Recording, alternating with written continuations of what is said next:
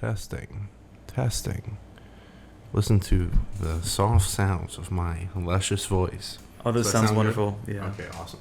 All right, so second episode of Movies and Manifestos, and that's what we're calling ourselves. Yep, right, that's we're sticking with it. Right. Yes, I'm sticking with it because this is a show where we talk about movies and just the bizarre thought patterns and agendas behind them.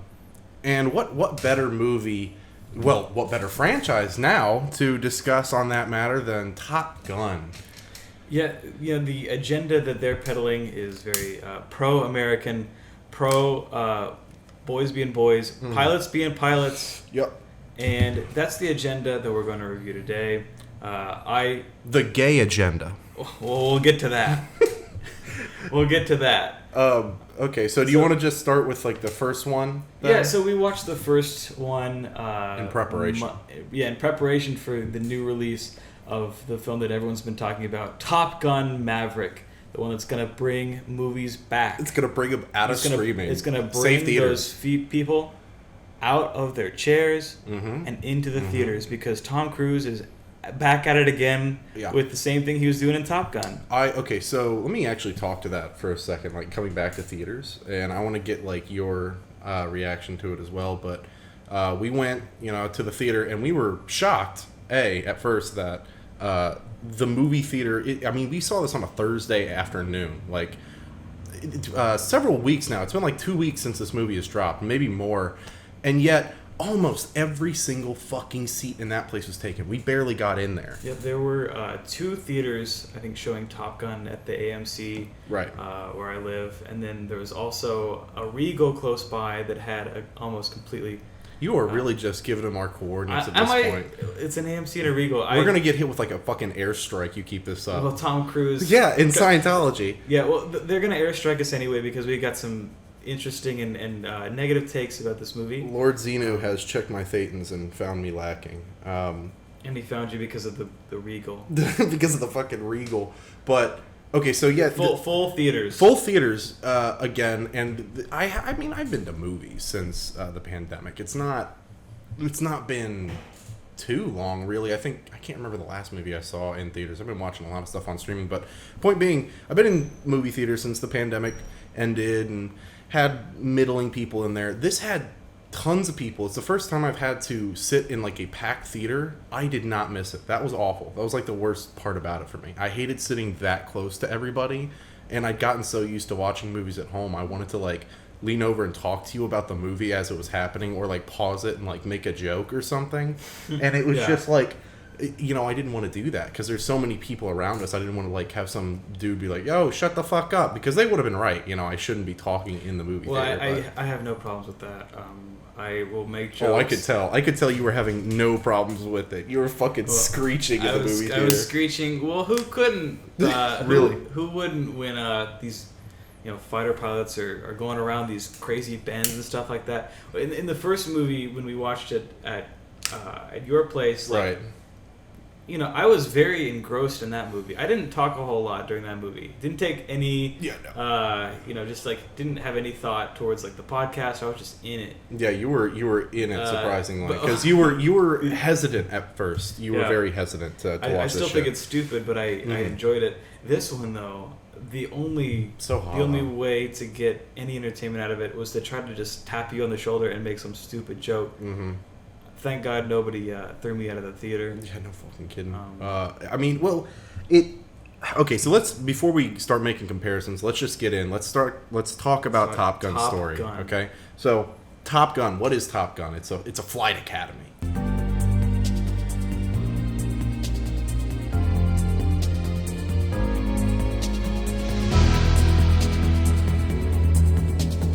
Start the first Top Gun with flights, it's just you got boys launching and docking together. They're coming off the runway and they're coming in. You're getting all these cool shots of like the planes in close up. It's kind of shot like an 80s. It's sexualizing planes. It is sexualizing planes. It makes planes look very hot. Yeah. Well, it's a steamy day out on the hangar. Very steamy, as we find out. Yeah, so we're seeing all these planes just docking, flying with this very bizarre synth guitar. Yeah, they play that. Come in right away. Yeah, it doesn't come in right away. We instead like get these slow shots of the planes, like with this. It even has like that heat mirage like wave on it, because it's trying to make these planes seem so fucking hot.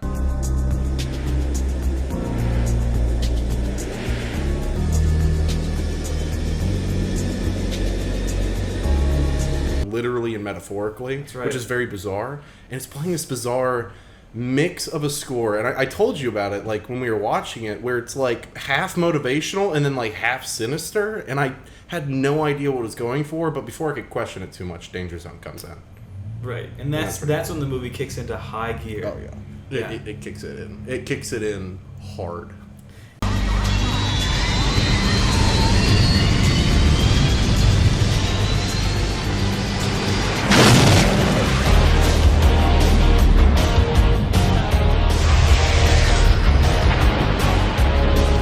Yeah, that song rocks really hard, and it's the driving force of the movie for the first act, because nothing really happens in the first act, and then they try to like they'll just kind of like pump up the audience with a little Danger Zone. A little bit of Danger Zone, and that Danger Zone has everybody pumped, including every dude in this, like the next few scenes, because they're all sweating bullets. Like they all have just these sheens of sweat. They look awful. They look bad. Like everybody looks like they're about to die of heat stroke, and I have no idea. I mean, like I guess it's fucking hot. I don't know. I mean, you think that the Navy would have like air conditioning units? It's set like somewhere in the Indian Ocean, which it's pretty hot. Yeah, it gets hot. It's humid, but it is hot and sweaty all the time. Oh yeah, here on the Top Gun Academy.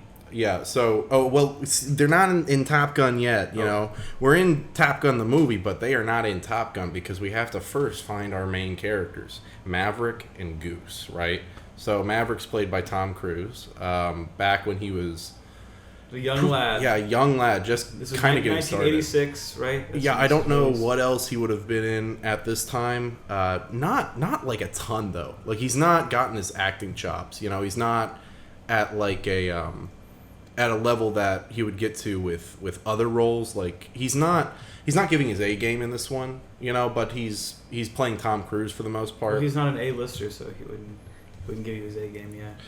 Yeah, I mean that's actually kind of accurate. Well, he's much better than the new one, but we'll get to that. We'll get into that. Anyway, point being, they get into this. They're on this ship. They're just kind of patrolling the ocean when all of a sudden, foreign aircraft have entered the airspace. What are these guys doing? So they send out Maverick, and they send out Goose, and they send out Cougar, and they send out Tim Robbins. I don't remember his name. It's just Tim Robbins. We'll call him Robbie. We'll call him Robbie. Okay.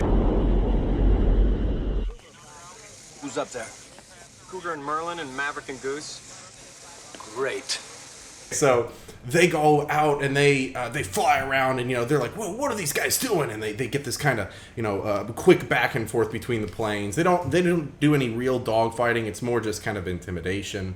But then to really get at him, Maverick, the crazy one, Tom Cruise, on the edge, he spins the plane around to where he's now upside down, hanging over the enemy aircraft, and he gives him the big old bird, and he flips him off, and Goose takes a picture of him.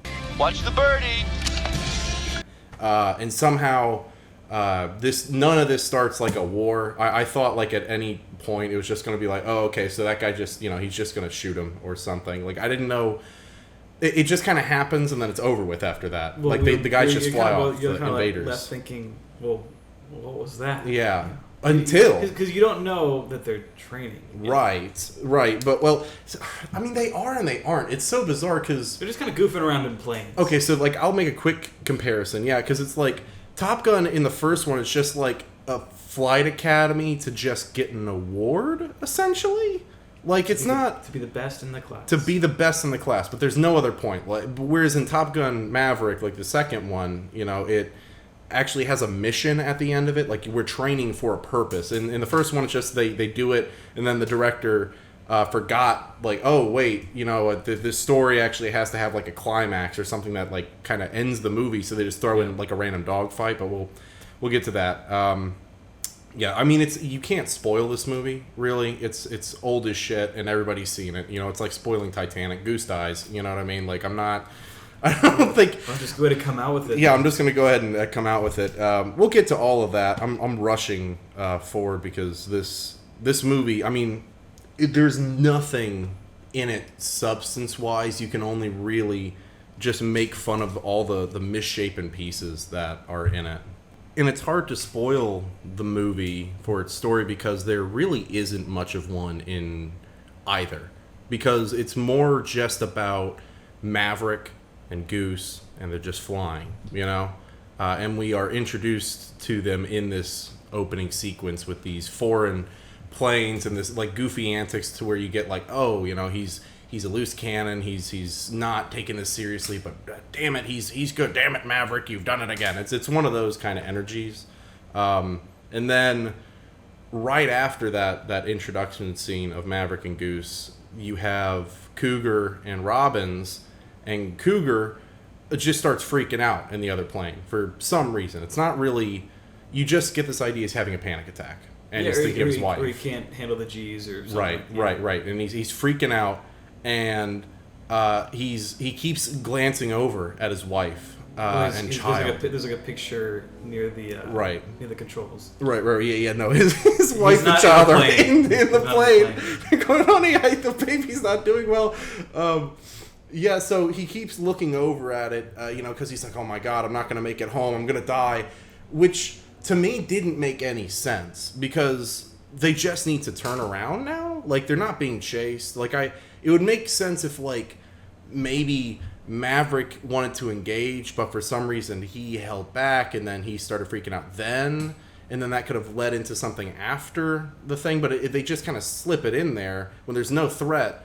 So they essentially do this weird maneuver where, since Cougar's now running way too low on fuel to get in, Maverick kind of flies in next to him and just kind of carries him with the wind onto the ship, which is weirdly affectionate and warm, but that just kind of like eases you into how gay the movie gets, in a good way, in a very good way.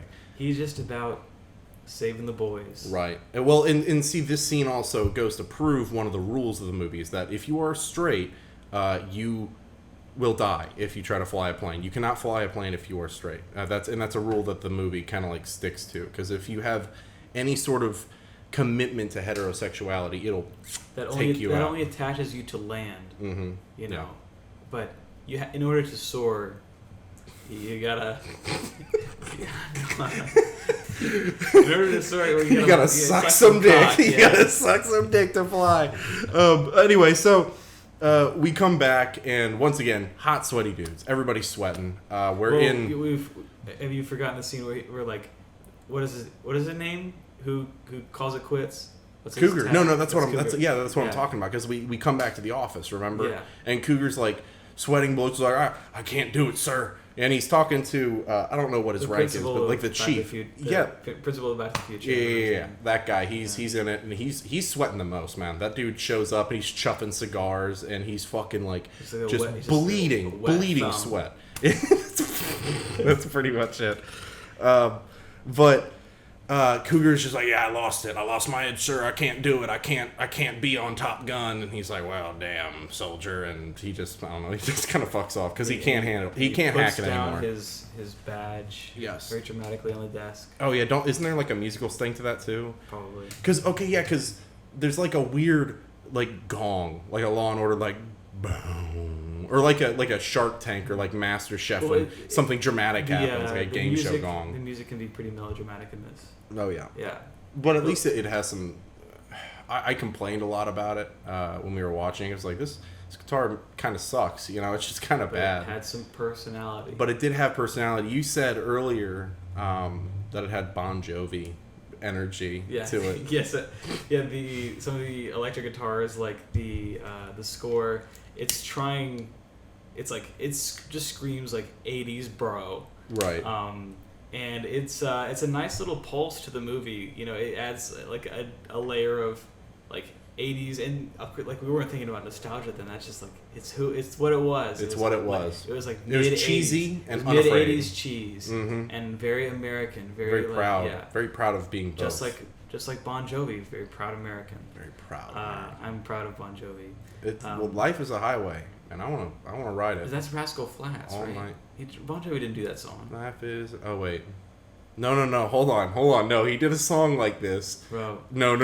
I swear. This reference is living on a prayer. You gotta drop it. Cause it's my life. That's it. He does that one. I'm not gonna say the title because we're gonna move past this. Anyway, so we're gonna get struck down by Bon Jovi. Yeah, seriously, all these fucking copyright claims. Yeah, so I had a difficult time uploading the first episode because fucking Paramount Pictures, these dogs, these absolute cretins of human beings. Don't say that. Yes, I am saying. They're gonna hear this. Good. I hope they do. I hope the president of Paramount hears this and goes, "Oh damn!"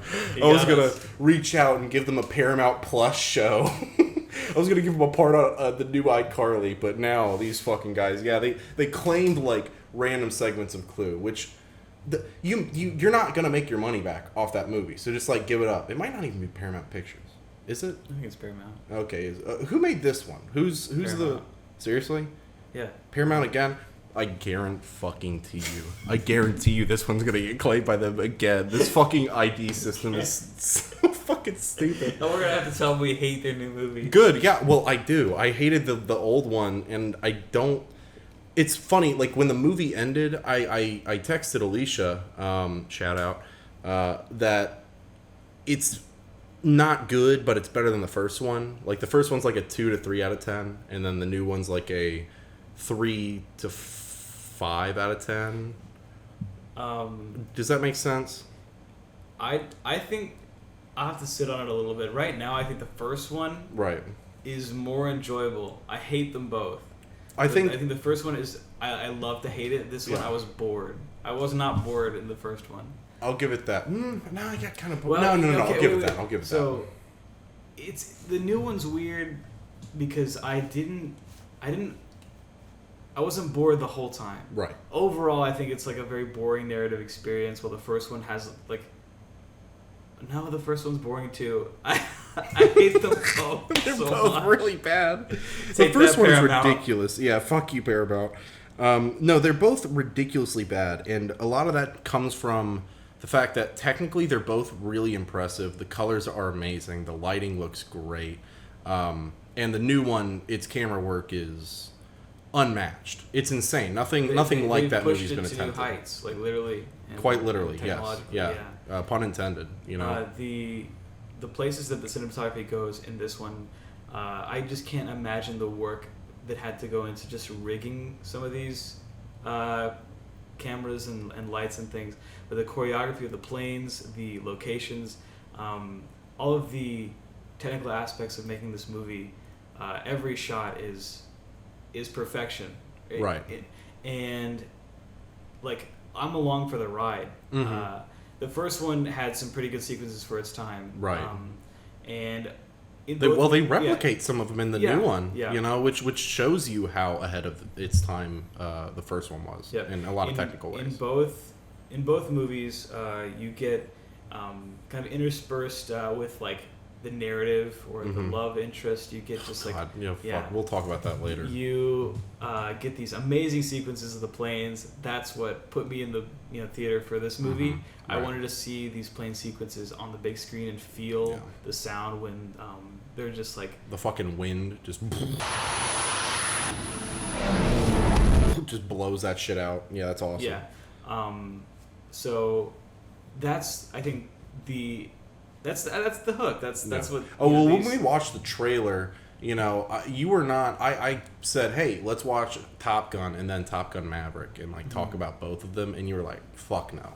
But then we looked up trailers for them both, and when we watched Maverick, you were like goldfishing hard. Your mouth, you were just like constantly open. You're like, holy shit, the planes! It was really funny. I was probably literally saying that out loud. You were in a crowded theater. Holy shit, the planes! Look at them go! Oh man. I was doing that in the first one though. I was I was not gobsmacked like this one. No, but there are some sequences in the first one that are pretty good and that look very similar to the second one. I mean, the second one copies so much, but anyway, let's get back to what we were talking about here, which is the weak point of the movie is the story and characters in both. So after Cougar gives up his wings, Maverick and Goose are then kind of reprimanded for just being fly crazy assholes, and they're being smarmy and cracking jokes. But the Chief's like, "Hey, I'm up to here with you, you know. So your ass is going to Top Gun." And they're like, "What the hell is Top Gun?" And they're like, "Oh, it's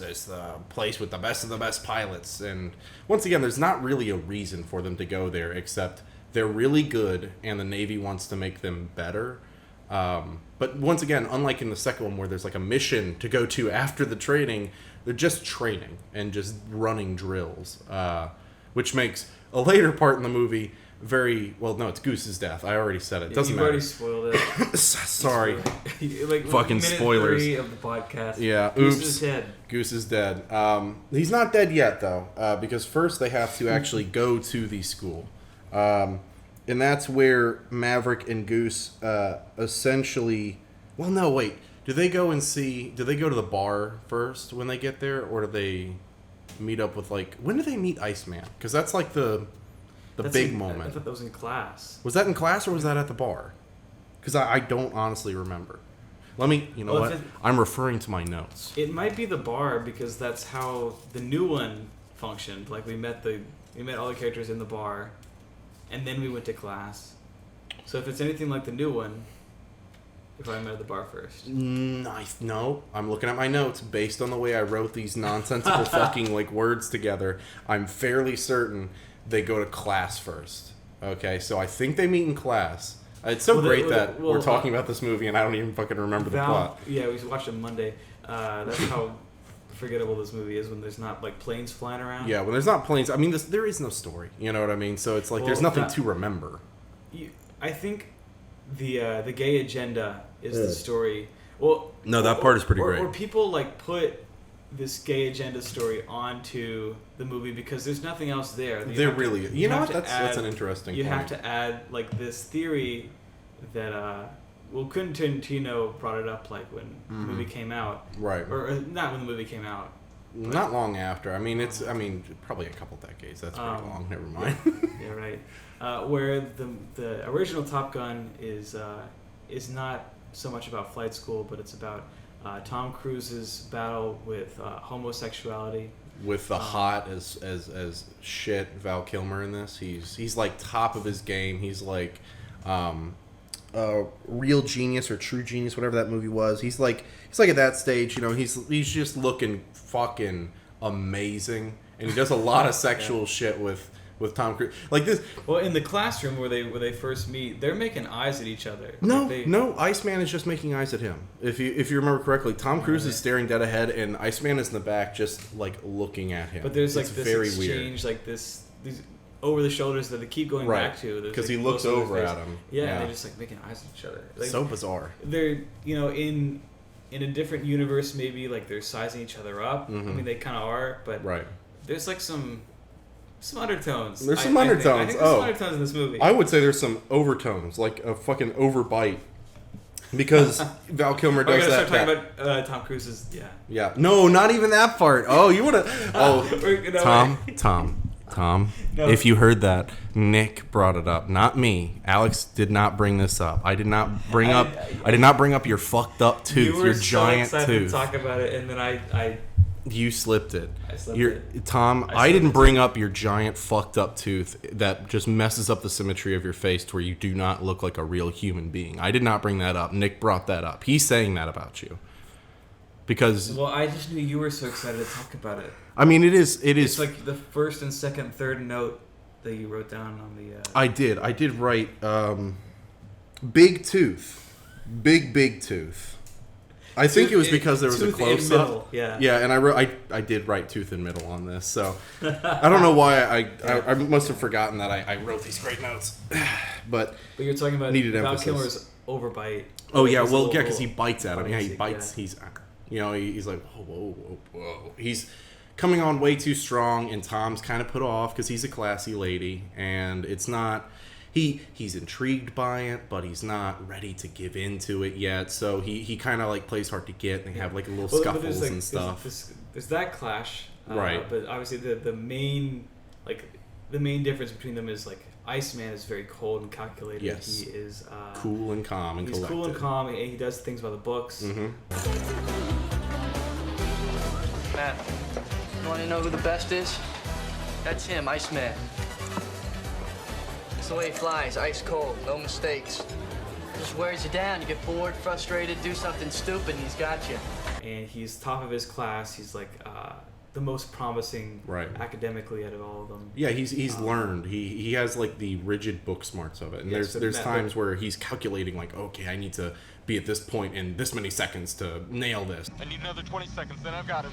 So, whereas Maverick, he's the Maverick. He doesn't think, he just does. He just does. He doesn't think he Maverick. does. He's the Maverick. He's a free spirit. He doesn't give a fuck about a hard deck, whatever the fuck that is. Hard deck my ass. Hard deck my ass. Hard deck my ass. I say that a lot. I'm assuming it's like, I don't know what a hard deck is. Hard something. I'm assuming based on context clues, it's something to do with like the level of altitude. Yeah, I think the hard deck is probably like the lowest point you can go to. Right. But in this, I think the real hard deck is, and I'm not going to finish that one. Never mind. Anyway, moving on. So after that, they have their introduction with Michael Ironside in the class, while they're making eyes at each other and shit like that. And Michael Ironside is here in his most fascist role since Starship Troopers. You're using force. And force, my friends, is violence. The supreme authority from which all other authority is derived. But he's fucking great, as always. He plays, just the stern but oddly paternal sergeant that he kind of like plays a variation of in a lot of his roles. But he gives him the rundown of, Top Gun, and, we're going to be training this because, I guess, okay, so there is kind of a reason for them to be trained because they're going up against there's MiGs. There's kind of a plot. Yeah, there's kind of a plot. That's what you kind of have to say. What is a MiG? What does it stand for? I don't Did you ever get that? I'll look it up. But don't even bother. Okay, I won't. Point being, we watched the whole movie. You don't know what MiG stands for. The enemies, and I don't remember if they ever specify what country, but they have new planes and they're just better than ours. These MiGs, which fucking laughable. You know what I mean? Both movies want to have you believe that these other powers or other nations have superior technology to us, to the U.S. military. Like the literally most vastly funded thing, literally more than the next 8 to 9 nations combined for defense budget. No, shut up. It makes no sense. Well, look, that's why these enemies can't be a real country. Right, they just have to be MiGs. Well, first of all, yeah, there is no country that is... There ain't no country better. that is better or in the same class as America. Facts. And then if you had a fake enemy... You can give them whatever. I'm not thinking about politics when I'm watching Top Gun. Yeah, and that's what's great too is they kind of escape the because a lot of like blatant propaganda, and this is pretty blatant propaganda, but like more like poorly made propaganda would just have it be China or Russia or fucking Iran or who the fuck ever. Mm-hmm. But by doing that, then you obviously invite the question of like, well, is this really black and white? Is this really good and evil? But with this, it's just, you guys are the best America has. You are the best of America. Now you have to fight these unseen foreign, invaders with crafts. It's almost like an alien story. Like they're training to fight aliens and UFOs. I think it's an anime. I see Top Gun as an anime. It does have anime vibes.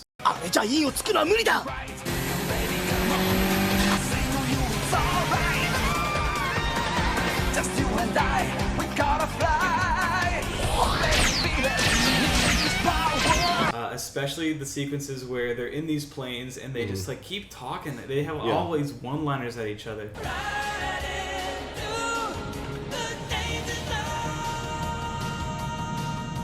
Well, it's bottom of the ninth. The score is tied. It's time for the big one.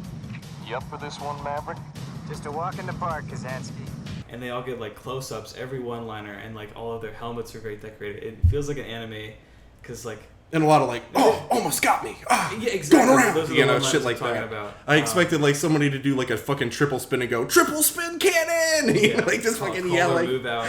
Oh, we were that close from Tom Cruise calling out like a signature move. That would be so sick. That would be sick. But it also feels like an anime because there's like no real enemies, and there's like they're just like academy students. Yeah, it's more about like the art of flying rather than combat too much, really, because they're training for combat to fight these MiGs and whatnot, but at the same time, there's not that much direct action like shooting and explosions until literally the last like 10 to 15 minutes of the movie. So it's really more focused on, and the camera work as well is more focused on just the flying and the cockpits and making it look cool as shit, and it looks pretty cool. Have we talked about the love interest? Oh, well, I can't forget about the love interest right, so, in Maverick. That's the thing is, the original Top Gun. The original Top Gun. So, the love interest in both movies could be I'm being dead serious. Could be completely removed from both movies. Would not change a goddamn thing about them. The plot, and that's saying something because there is nothing to the plot, and somehow both love interest stories add nothing, absolutely nothing. Yeah, there are like 3 main components of these movies. Now the franchise, right? The Top Gun franchise. There's the plane stuff. And then there is like a love interest that Tom Cruise like kind of muddles through. And then there's like the frat shit. The frat shit, yeah. Drinking and partying with the boys. Becoming a team. And playing water sports on the beach. Yeah. Very sweaty. I mean, that's the thing. Like, already, once again, like we're talking about here, both movies just have all the same elements, and they're parallel movies. And of course, in both movies, the love interest does not matter. Is not captivating. I don't care about it. There's no story to follow there. Both of them from the second that they're put in. Even though, that's the thing, they have no chemistry, but the script is so weak that you can see the love interest shit coming a mile away. They try to make it interesting in the first one by giving you the bar scene where he goes... Maverick and Goose are at this like bar after the school and shit like that, like near it, and they do this whole song and dance routine. You never close your eyes anymore when I kiss your lips. To try to get Maverick laid with this blonde woman there, and this was creepy. Yeah, it was really weird. They were all singing at her. Bizarre. Yeah, because like it starts with just... It was like a musical number was about to break out. You're trying hard not to show it, baby. But baby, believe me, I know that you've lost that love and feeling.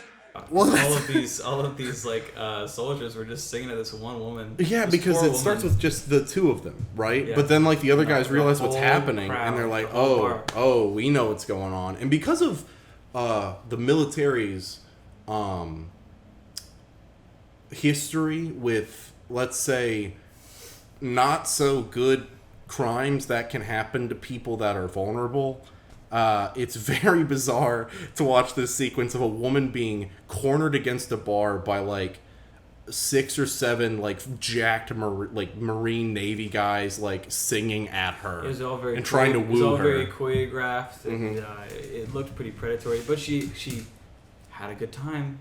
But that also means that since those other guys weren't in on it, they just noticed and joined. That means that this is a practice that happens. Yes. And they just moved there, which means that this Navy that's already, like the part of the Navy that's here and the part of the Navy where they used to be, both have the same weird predatory practices. But they all sing the same song. They all know the lyrics very well. Yes. And they know what's happening. They hear that song and they go, "Oh, somebody's getting fucking laid. Let's go, boys." Yeah, well... That must be like a requirement in the Top Gun Academy. You gotta know that song. Yeah. For when your buddies need a wingman. Exactly. Hey. And you can be my wingman anytime. Well, don't spoil the movie. Yeah, sorry. Spoilers. She enjoyed the serenade. But she turns him down. The first time. And she's not horrified, which is...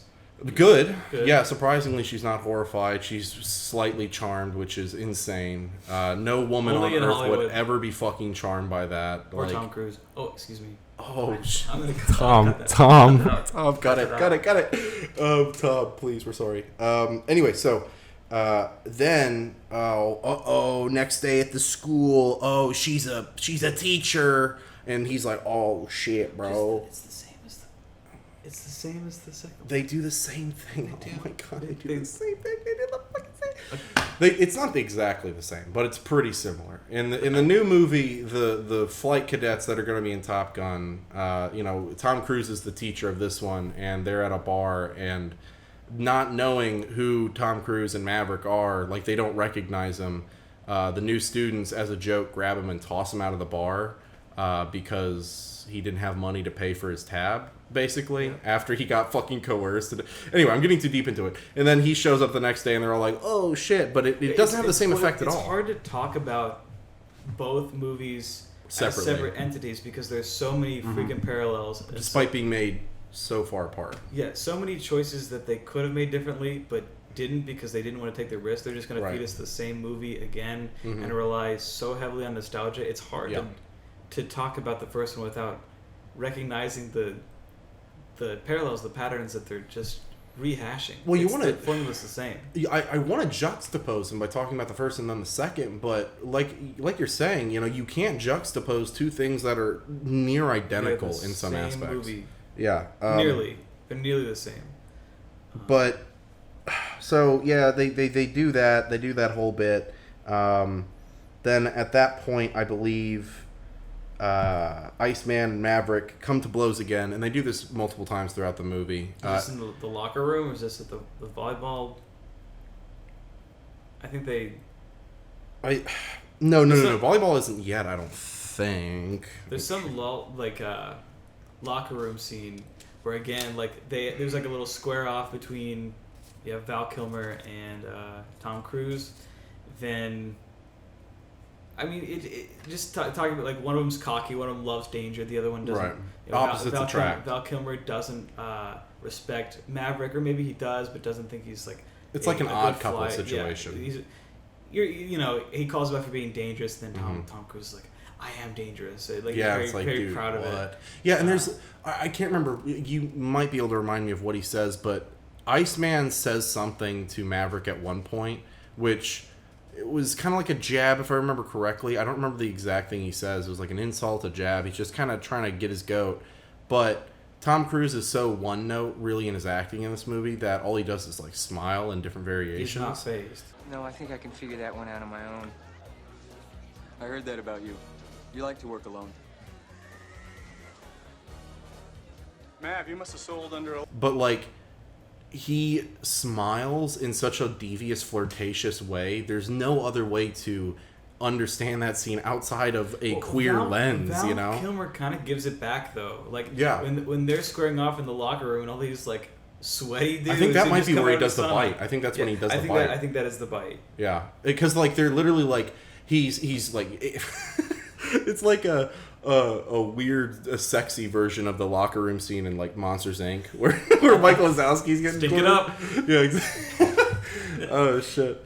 But, yeah, he's Iceman's talking shit, and Maverick, like, slams his locker and gets in his face, and you're like, just fucking get in there to start kissing his pecs. It's fucking... Well, the fight choreography is very, like, light. Like, it's a lot of heavy petting. It's more heavy petting than a fight. Really. I'm heavy sweating right now because just like Top Gun, where they were on the Indian Ocean sweating bullets, we have tried to turn off the AC to make this sound better for you, the audience. We were recording this in a 747 fucking hell plane. Yeah, right now we're in the back. They don't know we're here, so we gotta keep it down. But we. I'm sweating bullets right now. Mom spaghetti. Anyway, intermission. All right, now we're gonna take a break from the movies to talk about an ad reads. So, I said some things in the last podcast during the ad read that was very disrespectful to premier Bezos, and Premier Bezos was very upset with me. He was very sweet to me. He was very, very sweet and kind and understanding and amazing and powerful, and I'm so blessed to be a part of the Audible family. I've written 10 books and given them to him for free. I hope this solves any legal issues that may come from. Have you seen any of the Amazon original movies? Oh yeah, they're shit. They're awful. Oh. Uh-oh. Well, I couldn't tell you because I've never seen one of them. I watched a couple episodes of Marvelous Mrs. Maisel. I thought, Jeff Bezos, you can keep that. You can keep that. I don't know. I like some Amazon stuff. I'm not going to say what because I'm not giving them my fucking data. I live in a glass box and it's frozen all the time, which means that you can't get signals in and out to be tracked because they're so cold, the waveforms slow down. This is hacker legalese from the 80s that I learned when I went to summer camp with Bezos. All this to say, this podcast is not sponsored by Audible. No, it's not sponsored by Audible. It never will be. If they ever give me a sponsorship deal, I will tell them to shove it up their ass if people want to pay for this show. You heard that, right? Shove it up your ugly ass. Shove it up your ugly ass. Shove it up your ugly ass. You heard us right. Shove it up your ugly ass. But yeah, if somebody actually wants to pay to listen to this, they can. But I will never. I'll never accept a corporate dollar. And who would fucking pay for this anyway? Like that's the main point. If you pay for this, that's the ad read. No. Ad read's not done because if you actually pay for this, if you go to our Patreon and actually pay for this. What are you doing? We're doing this for no profit, no reason. If you like it, you just found free shit on the internet. I mean, it's free. It's free real estate. Why are you paying for it? Why are you choosing to pay for it? We're not going to get any better. I'm not going to invest this money in making this show better. I'm going to probably spend it on drugs. I'm most likely going to spend it on drugs. On movie tickets. Right, movie tickets. Right. Is that like what you're calling like tabs of acid? Because I'll get plenty of movie tickets as well. Fund our movie ticket addiction, please. Fund my movie ticket addiction. Patreon, though we haven't created it and probably won't. We're too probably busy won't. To create it. If somebody wants to make one in my name and scam people, go ahead. It'll probably take a while for like any prison time to actually get to me, and I could probably duke it out in court. I'm pretty practicing bird law. In this ad break, we've challenged Jeff Bezos and may go to prison. Because somebody might probably steal our identity and start a Patreon account that's like bogus. Yeah, not give any a lot of money. Most likely. I mean, it's a good scam. But it's nobody a good would, scam, but this but who is a would pay bad money? ad break. We're gonna lose money again. No, I mean, what money was there to? I already lost all the money out of all the supplies and all the things leading up to this. I lost time of my life watching these movies, and I'm never gonna get it back. They've gone to Lord Xenu in the Church of Scientology. My thetans have been unbalanced, and I will never receive the enlightenment I craved from watching Top Gun. Anyway, let's ad read over. Boo! We recording?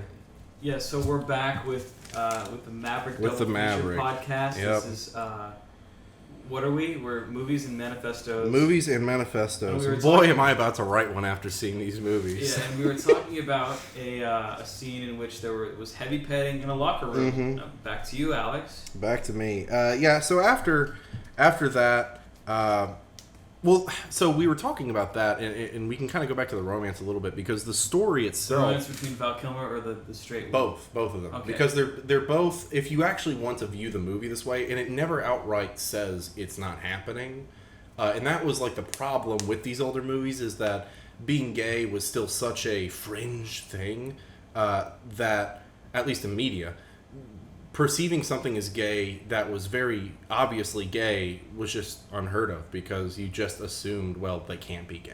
You know what I mean? Well, I mean, they can't be gay. Well, obviously, how could you assume that they're gay when they're like flying planes around? Yeah, they're like they're shooting guns. and like they're muscular. Playing sports and playing fucking sports. Yeah, it's a very pseudo manly movie. Very.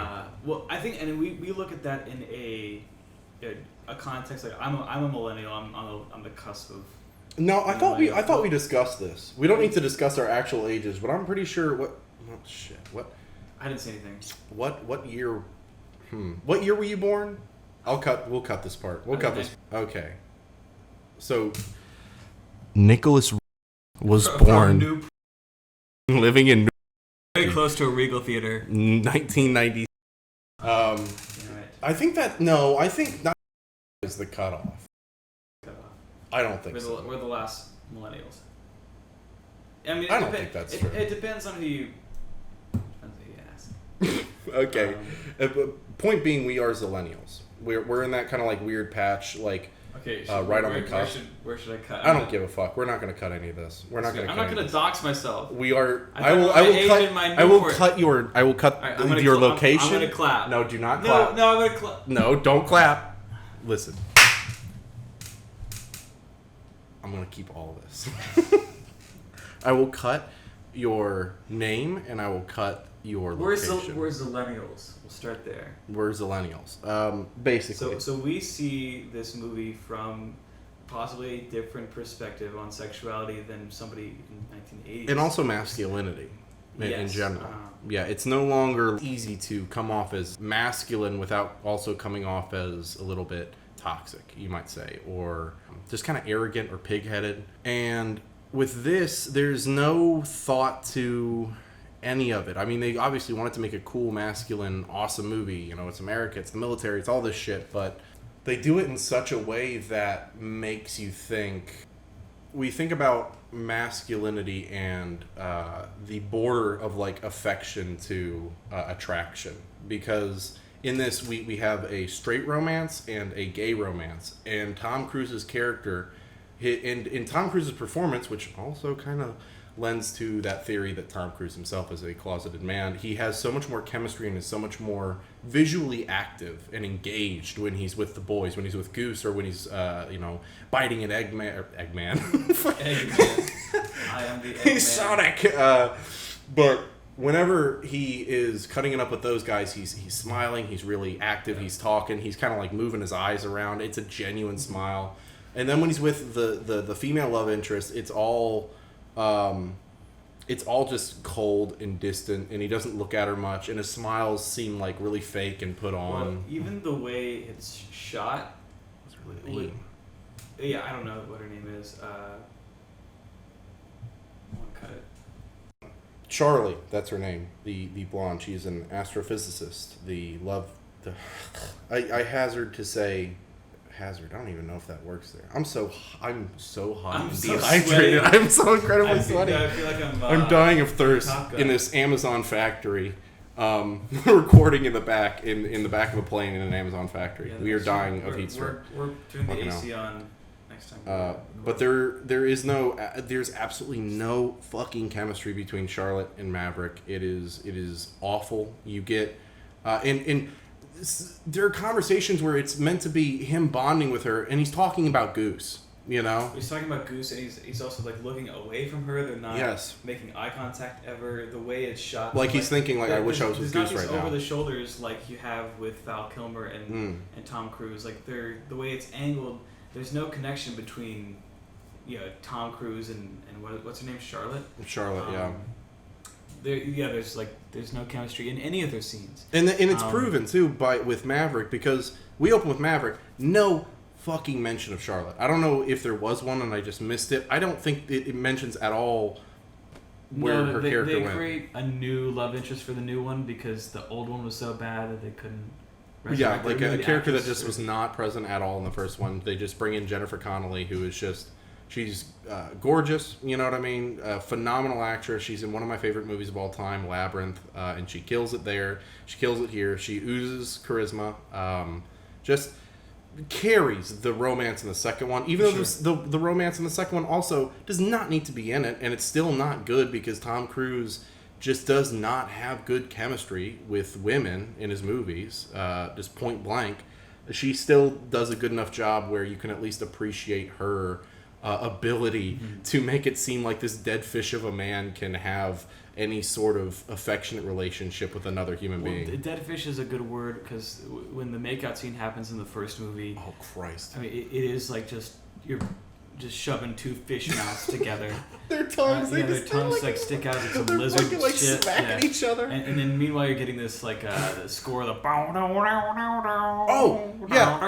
which is total bullshit. Yeah, they play "Take My Breath Away." Like People 4 always times. they 4 or 5 rag on it times. for playing Danger Zone like 3 times, but they played "Take My Breath Away" like 5 times in like such a short span that I was becoming maddened when it would start. I think they're really trying to force the idea that like what you're seeing on screen is like sexy. If you're hearing this like sexy like, it's telling you what to feel. Yeah, and it doesn't work. No, it doesn't work. Like, because it's not sexy. It's mismatched with the scene because there's no chemistry between these like. It looks like people. They're suspending Tom Cruise from like a rope on the ceiling, like Mission Impossible style.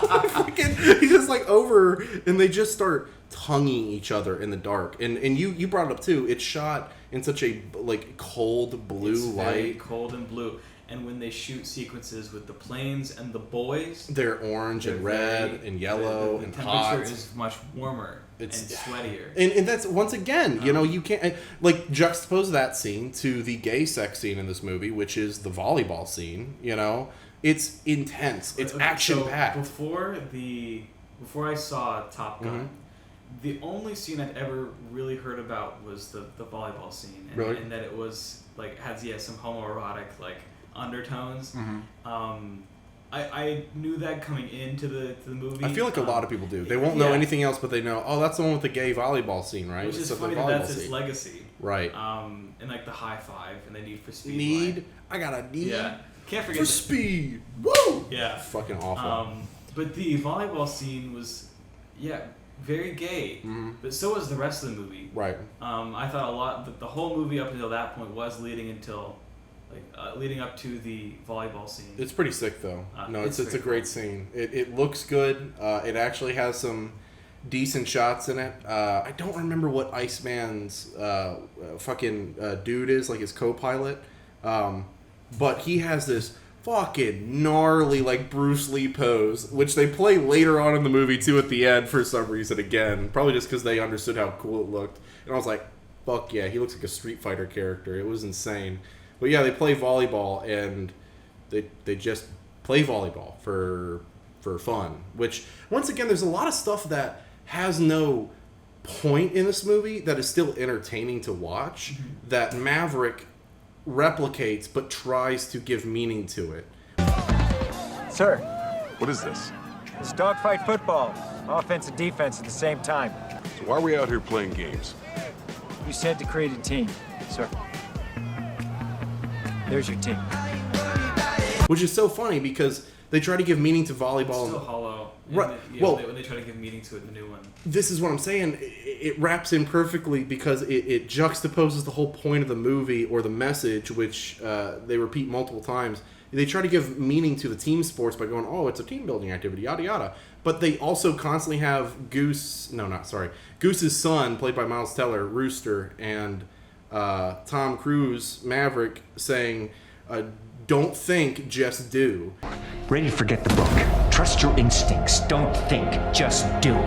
So the fact that they're now doing and then thinking for the audience by going, well, this is the reason that you would want to do this. It's like, well, you can't do that. You can't do both. It doesn't make any sense. Show, don't tell is the classic rule of cinema, and at least Maverick, at least Top Gun understood that a little bit. Yeah. There's still a lot of explaining. There's too much explaining. There's way too much explaining. I felt like the movie, both of them were just dragging me along, telling me how to feel. Yeah. At every point, there was no suspense at any moment. Well, it's horribly predictable. Even though, I mean, it's hard for it not to be, because here's the thing I will say about Top Gun is that its very simplistic structure was a working formula, and about a million fucking movies in the 80s, 90s, 2000s, and even fucking today still try to do it. You know, they still use cliches from it because it originated with it. It's iconic, sadly, even though it's fucking awful. That's true. I wonder what this movie would have been like when it came out, because we're looking at it through the scope of like somebody we've grown up with blockbusters and we've seen them all. Yeah, seen Independence Day. You know, it gives Independence Day vibes with it a little bit, just because of, like the pilots. And Will Smith's character is like Maverick, you know, in Independence Day. He's the loose cannon, but he gets things done. And welcome to Earth. That kind of, I think Maverick. I mean, obviously there have been characters like the loose cannon, you know, like fucking forever. But Maverick was like the big icon, you know, because Top Gun, it was cool. He was he was American. It was the Cold War, and everybody was afraid, and they wanted to know that America had the best, and that even if we couldn't match their technical capabilities, our people were just better. Us as a people are just better, which kind of leans into that like American exceptionalism and jingoism of like the whole thing. Here we go. No, don't worry, I'm not going to do that. I have written a 47-page video essay about jingoism that I am going to mail to every viewer that watches this video. Link in the doobly-doo. Actually no link. There is a virus connected to this video that if you listen to this, I now know your full name, social security number, and address. So I will be sending you this videotape. That is going to be a 47-minute long video essay, which is, I think, not too bad about jingoism. So enjoy that. Also, the videotapes I use are definitely recalled. A lot of them, most likely, if you get them near your house, it's like anthrax. When you open the box, it just fucking like wipes out a small village. You know what? I'm going to scrub that last part. I'm going to scrub that last part in case anything happens. But anyway, look forward to that. And also download that and get right to our Patreon if you liked it. Yeah, pay for Patreon. And also delete System 32 on your computer. It will make it run faster. Charge your iPhone in the microwave. These are the guru tips that the enlightenment that Top Gun bestowed upon me have taught me about life. Because when you have a need for speed, everything just comes at you fast. Yeah, you gotta. This man is doing and not thinking about what he's saying. I'm doing. I'm not thinking. That is in the nature of Top Gun and Maverick. Fucking hell. Yeah. So anyway, they continue to train and they continue to go back and forth through both romances until there is a training simulation where Iceman, he's just not taking his shot. You know, he just won't take his shot because Iceman, he's calculated. He's like, well, I just need to get in this position. I'll nail him. You know. But Maverick, he's jonesing for it. He wants to get this hit, and he's like, Iceman, get out of the way. I can take him. Ice, come off high right. I'm in. 5 more seconds. Come off high right, Ice. I'm in. I'm off. Shit. We're in his jet wash. Oh, shit.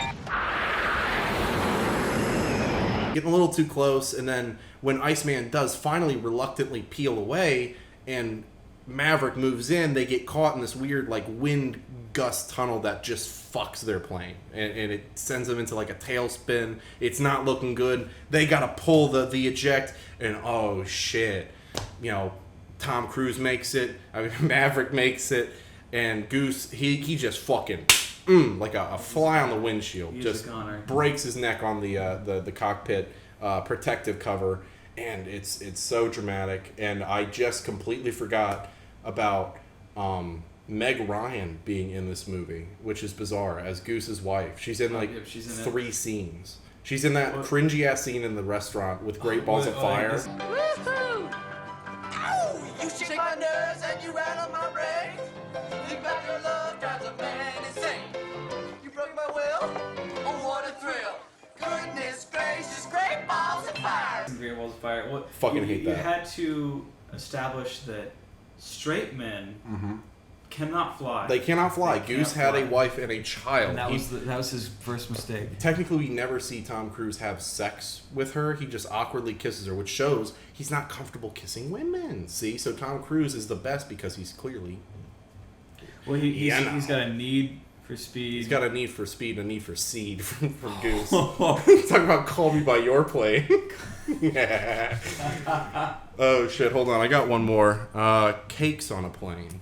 Cakes on a Plane? Yeah, like Tom Cruise's butt cheeks. There's a lot of butts. They do talk about butts. They do talk a lot about butts in this movie. I want somebody's butt. I want it now. I got it. God damn it! Heck, twice. I want some butt. tail and like get your butt down here. Yeah, I'm gonna get into whoever's butt was doing that. And they say butt, yeah. like butt. And it's like, Jesus, dude. Everybody's talking about butts. Everybody's talking about, getting the other one. Yeah, they're docking all the time on those ships. I'm coming at you fast. And they've got great balls of fire. Yeah, maybe we just like have our mind in the gutter or something. Yeah. But I do think some of this has to be intentional. Like somebody was just like, I'm gonna fuck up this propaganda movie and make it gay as shit. But they actually made it better by doing it. They made the new one less gay. And has less it doesn't work. Yeah, because they do, instead of volleyball, they do like football on the beach. And it's not nearly gay enough. They did make it pretty gay because they covered up the woman but had all the dudes like shirtless and like totally exposed and oily. But So I want to talk about I think there are three romances going on in this movie. There's the male on male, the Val Kilmer on Tom Cruise. There's the straight one that they try to pass off. And I think that Tom Cruise and Maverick kind of sexually attracted to the planes a little bit. Okay. I thought you were going to say like Goose, but yeah, no, the planes I can definitely... I think there's sexualization of the planes for sure. I don't even know if it's the plane so much as it's like a flying. serial killer. Like murders people and then like, jacks off to the thought of it or like rapes the corpse. And Tom Cruise gets off from flying these planes. He does. He clearly gets off. He gets off and then he goes to the locker room and he hangs out with all these hot, sweaty dudes and then he goes home and he fantasizes. Like I was saying about the color temperature. Right. The sequences with the women, cold. Sequences with the boys and the planes, not so cold. Very warm. We love that. That's hot. It is Pride Month, so we love a gay king in Tom Cruise. Hopefully, Scientology isn't like weird about that. It would be weird if Scientology was homophobic when their whole shit is like we're all a bunch of like aliens and shit or whatever. It's like something alien souls in the body. Does that mean like more gay aliens went into you like straight aliens? Is that like what it is? Is so like if you're like non-binary, you just got like a bunch of rock aliens? Dianetics, more like Gaianetics, am I right? Fucking nice. Holy shit, Tom Cruise, you can. You know what? I can't say anything like to like be like I can't say anything to him because it'll just be construed as like an invite to come cruising at my apartment and like... He's gonna fly over and bomb the shit out of it. Exactly. And that man could. I mean, he's a Scientologist. He could have us whacked for real. We wrapped up the... Okay, Goose is dead. Goose is dead. Anyway, yeah, they have the whole funeral and Tom is like, I gotta avenge him, or something. And he resolves to be a better pilot, so at the very end, holy shit, it's we're out of the academy and he doesn't graduate as the Top Gun. Iceman gets Top Gun, but he gets second. And then right after that, well, boys, we got the MiGs. They're coming in. We gotta fight the fucking MiGs. It's the MiGs, and at this point in the movie, I'm just like I'm down for some like plane sequences, but it means nothing. It means nothing. Here come the MiGs. Can we stop for a second and acknowledge the fact that MiGs sounds like a slur? Like we're just saying like, here come them dirty MiGs. It sounds bad, right? Like they gotta go out and get the MiGs. Anyway,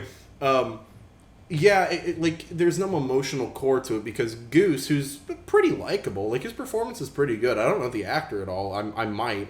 If I just know him as Goose. If I find anything in like any movie or show that he's been in that I know, I will insert the clip here. If there's nothing here, it means that I've wasted more of your time, which is surprising. Show a frame of him eating shit. Yeah, he's fucking dead. I'll just play his death, sped up a couple of times. With the Benny Hill theme.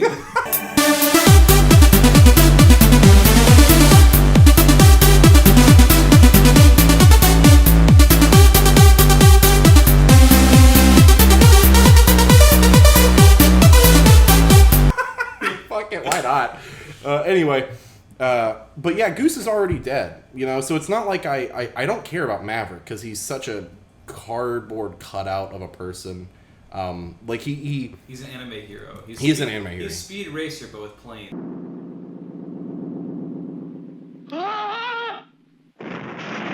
His personality is defined by his skill. Without the plane flying and how good he is, he doesn't have anything else. He's He's just dangerous. He's a dangerous flyer, and that's his character. Yeah, and he's just a guy's guy. He kind of likes women, maybe. Yeah, maybe, and he likes playing sports, sort of. Yeah, there's nothing to him, and because of that, when you're in the final confrontation with Miggs, once again, not really like any particular group, just people against America, I guess. There's no reason for me to root against this because it's just like, well, okay, he's just killing people. I don't know who these people are. I guess they were asking for it. I don't fucking know.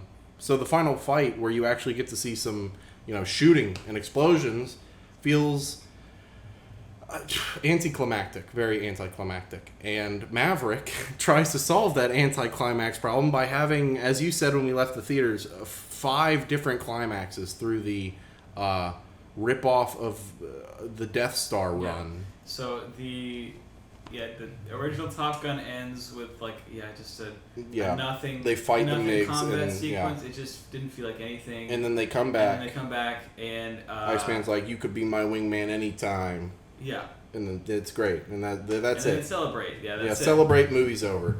But Maverick, essentially takes the mission where in the original it's okay, just fight the MiGs, and in this one it's do a bunch of incredibly dangerous fast maneuvers to get to a highly secretive and heavily protected nuclear armament base, bomb the shit out of it, then go up a giant mountainside, at like 10 fucking G's, so your spine is just being crumpled like a tin can, and then but you have to do that fast or else the SAM missiles are gonna fucking kill you.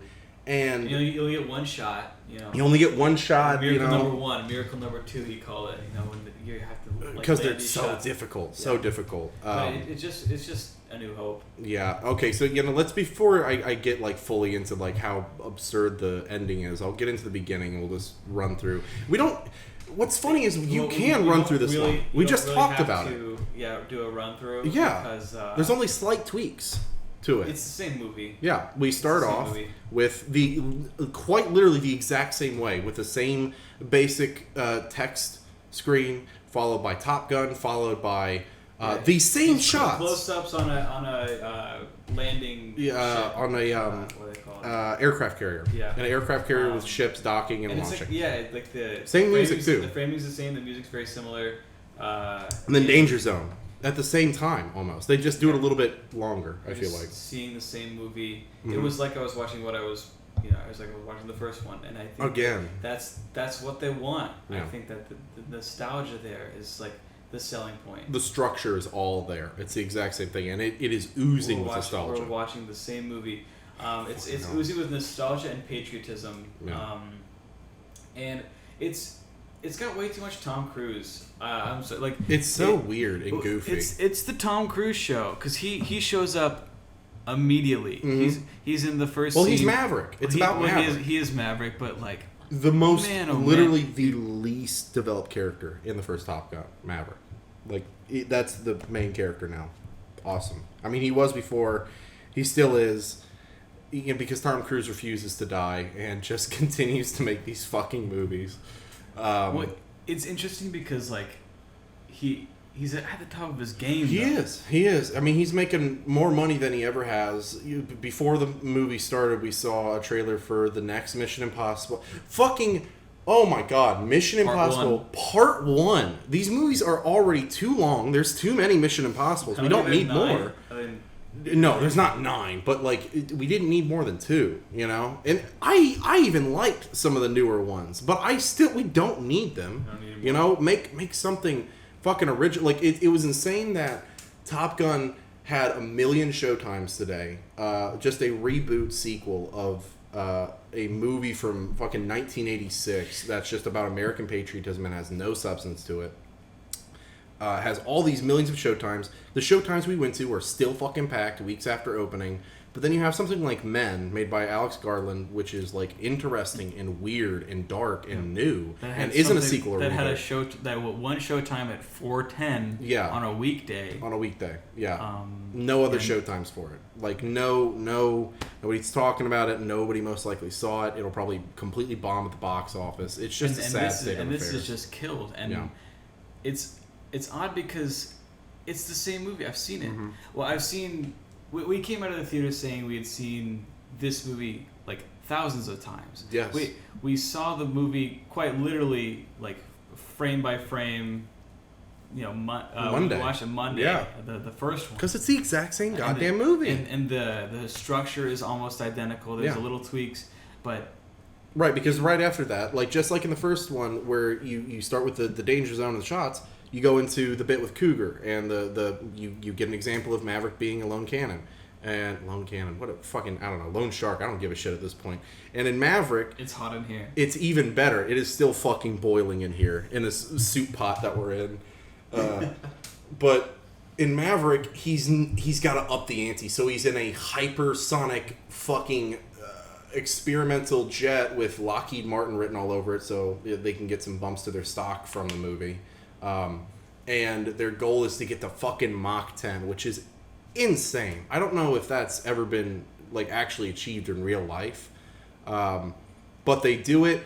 And god damn it, Maverick! He gets to 10, but he won't stop it at Mach 10. He goes to Mach 10.1, 2, 3, and then the fucking multi-million-dollar ship that he's in completely blows the fuck up, and somehow he survives, which does lead into one of the original scenes that they put in, which a lot of the original stuff that they made for Maverick is good. Like, those are the good bits. Like, where he walks into the diner, this country-ass, like, mountainous diner, in his, like, scorched astronaut suit, and, everybody's looking at him, and he's so dazed and fucked up that he's looking at them like they're weird for looking at him. It's a fun sequence. That's really good. He just clears this glass of water. Yeah, he just, points to a waitress and is like, yeah, thanks, and he just, drinks it all. There was a line that's like, he says, where am I? And then there's, this little kid who's having, some cereal at the bar.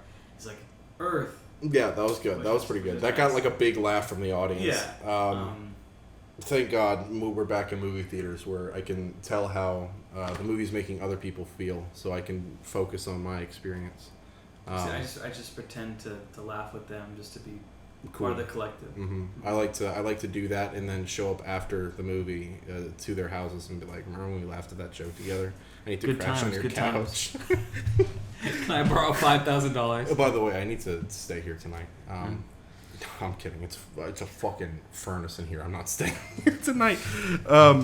Anyway, so yeah, after that, because of his stunt, he was already, the project was already getting scrapped before he did it, and afterwards it seems like, the Admiral is gonna, Kane, played by, oh god, I cannot remember his name. He was in Westworld. Ed Harris, thank you. Ed Harris, he's not in it very long, but he's great. He's Admiral Kane, and I want him on the road to North Island within the hour.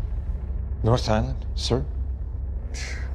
It galls me to say it, but for reasons known only to the Almighty and your guardian angel, you've been called back to Top Gun. He's like, well, kind of plays a similar role, or a parallel to the principal. The principal from Back to the Future in the first one. Yeah. Yeah, kind of, but yeah, pretty much. Well, not.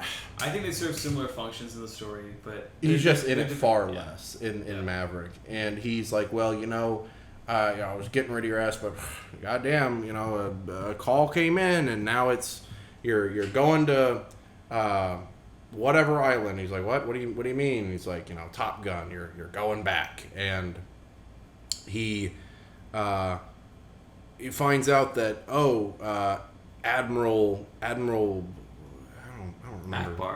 Akbar, sure, Admiral Akbar, Val Kilmer, Iceman, who is an admiral now, while Tom Cruise is still just a captain.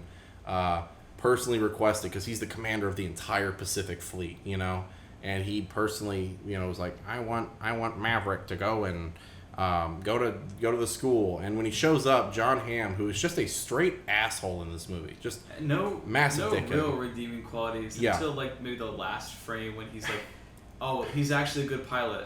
What do you know? Yeah, which is so fucking like he's hopeful with everybody else in the ending because it's so absurd. But yeah, he's like, yeah, you've downed like fucking 3 fighters in the last like 40 years, more than anybody. And I think he says like more than, I don't fucking know. The point being, he lists out all of Tom Cruise's accolades and keeps saying things like, oh, your reputation precedes you, but he doesn't mean any of it as compliments, even though he's very clearly saying that Maverick is Maverick. He's just the best of the best. He is the true Top Gun. And but he hasn't risen the ranks because he's undisciplined and won't take orders. Right. Which is bizarre because in this movie, because Maverick is kind of an asshole in the first movie. He is brash. He's arrogant. And he does all this crazy shit, and he's still brash in decision making, sort of, kinda. But he's nice. He's really nice and gentle with people. So it's like with age came like being more confident in his like decision making. So he's brash, but it's like he's had some experience now, and like. But he's also got a lot more heart than he does. They did a good job trying to develop a character for Maverick in this. He actually has something. I would hope they did. I mean, he got all the screen time. No kidding. But yeah, he gets there and they tell him about like the mission we just described, where they have to. There's a nuclear armament thing being held, and they're gonna make it like weaponize uranium and all this shit if we don't blow their shit up before it happens. It's through this tight ass canyon, and they have to go super low to the ground because they have all these SAM missiles around it. And there's also like a big base like right behind, like an airship base like right behind it. So fucking jets will come after them if they find out they're there. So they got to do it super fast. And Maverick's like, well, shit, all right, well, I'll need this kind of plane, and, I'm going to do all this and that, and I'm going to get prepared, and I won't let you down, sir. And then John Hamm's like, what the fuck are you talking about? Sir? We don't want you to fly it. We want you to teach it. Is there a problem, Captain? You know there is. I'm going to have you train people in Top Gun to do it. I don't want your old, gross ass. You suck, dude. Yeah, like, he's just being mean for no reason. Out. Get out. Done. Excuse me? Get your things and get out of my office now. Come on, let's go. And then we are introduced. We're shown like 12 faces of these like pilots in training. Half of them you will never really be introduced to. They do not matter. They fall off the face of the earth. They show up not in like literally, backgrounds. Yeah, they are.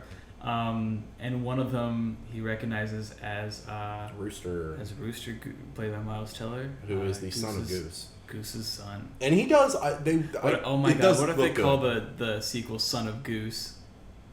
That'd be pretty funny. I think they will. I'm gonna let you marinate in that one a little Son bit. of Goose. Fuck off. That would be terrible. It's a terrible title. But Miles Teller does look pretty close to Goose. Like enough. Like he looks similar in that way where he's not dead on perfect, but he's like, yeah, I could see him being like. I think he's son. cast pretty well. Yeah, he's cast pretty well. Miles Teller doesn't have like. I mean, there's not a ton to work with in these scripts, but he does a good job. It's not like his best role by any means, but he's solid. And his timing works very well with Tom Cruise in comedic moments, even if I kind of rolled my eyes at a lot of them. There were some that worked a little bit, but they don't start off that way. At first, Tom is like completely avoiding him because he's at the bar. He's at this... is it still the classic bar? I couldn't even tell because the lighting was like totally different. The I don't think it setup was the felt same different. bar. But yeah, it's a bar. It's near Top Gun, and this is where he meets Jennifer Connelly. They clearly have a past. She may have been mentioned in the first one, but I don't think she was ever shown. And she's like, "Oh, we shouldn't do this because you know how this will end," and blah blah. And she's being very flirtatious once again, just carrying this romance on her back. And that's when you get a lot of the new generation pilots, the main cast of characters that we have to like sink our teeth into besides Tom. And they all have, of course, cool anime names like Flyboy and Coyote, or not Flyboy. What is the name, dude? I forgot these things. Flyboy. There's Hangman. There's Hangman, which is pretty cool. Even though he's Phoenix, a dickhead. right? Phoenix. Bob. I love Bob. He's played by I don't know his name. Pullman or Lewis Pullman, I think. He was in. Outer Range, which came out recently. He's really good in that. He was in Catch-22, really funny. He's very similar to that role. And the one that everybody listening to this should go check out, Bad Times at the El Royale. phenomenal film. Jeff Bridges, Chris Hemsworth, fucking Dakota Johnson, a lot of great people in it. He's in it. Go see it. Point being, you get all these characters and they're at the bar and they're having their shenanigans, but Tom Cruise is like, oh, I gotta stay kind of fucking out of the way. He doesn't really want Rooster to see him. And then when he gets tossed out by some of the other pilots, he's kind of like laughing and he's having a good time because he's flirting with Jennifer and he's being carried out. He lost a lot of money. He lost a shit ton of money. There's a lot of like rules at this bar. Like you can't have your phone on the bar. If you have your phone on the bar, you have to pay for a round, which is going to be based on the amount of people in there. And the bar was slammed every time. Probably at least like a good 50 to 60 people in there. That's several $100s every time you had to do it, and you had to do it every time. He had a smile on his face. Oh, and then at the end she said open bar. It was an open bar, so they probably cleared her ass out, thousands of dollars, and this man's just left on the hook, and he's smiling about it. But that smile is brought to an abrupt end when all of a sudden, he hears Rooster at the piano playing. Is that Great Balls of Fire? Great Balls of Fire.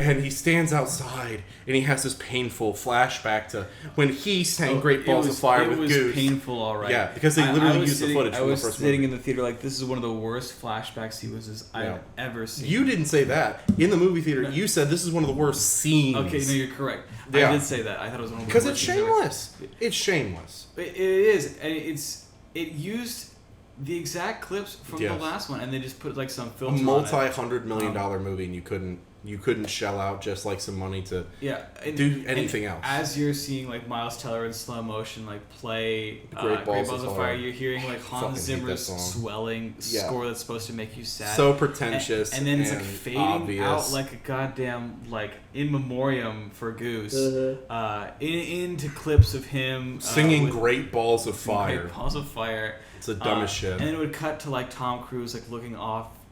Because Jennifer's like watching it and connecting the dots, even though she doesn't do anything. Because once again, she has no impact on the story at large. But it's just it was the most manipulative flashback sequence. It's so on the nose and But gross. Anyway, after that, like we talked about, he shows up and all the pilots are like, "Oh shit, that's the guy that we tossed out." Ha ha. But unlike in the first movie when Charlie shows up and it's like, oh, Charlie, oh my god, you're a woman, oh my god, you're the woman, like it's played up a little bit more, and Tom and her specifically have that chemistry. But when there's like 4 or 5 randos all going, oh shit, that's Maverick, it's like I don't care about any of these characters, and I know Maverick doesn't give a shit because he was smiling about it. Like why would he care? And it's all stupid. Well, he immediately throws out the rule book.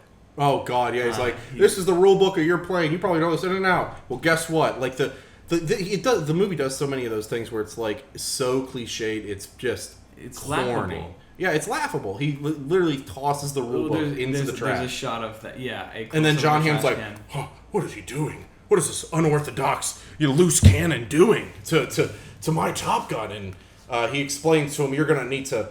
Not think but do up there, and he gives this speech about like how they're gonna be Top Gun. And in this scene, it's shot like with all these low angles, like Citizen Kane-esque, with the American flag in the background. And I whispered to you, I'm like, do you think Tom Cruise wants to run for office? Yeah, because now I can see it. I could see it. I think Matthew McConaughey's. I think in this scene where he's like giving a speech in front of a podium with the American flag in the back about like bravery and the heart it takes. Where would he run? Where would he run? You think he'd be like a senator, governor?